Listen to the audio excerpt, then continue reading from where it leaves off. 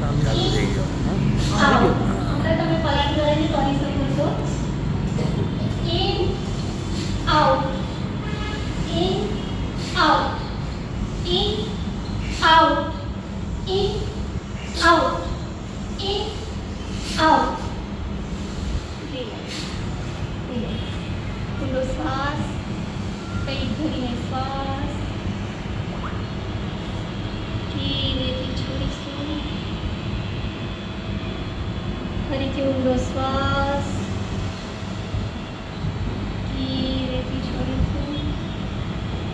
હવે આપણે અનુલોમ વિલોમ કરીશું. બધા જમણા હાથે નાસિકા મુદ્રા લઈ લેશે. જે અંગૂઠાની બાજુની જે બે આંગળી છે એને વાળવાની છે અને છેલ્લી બે આંગળીથી એના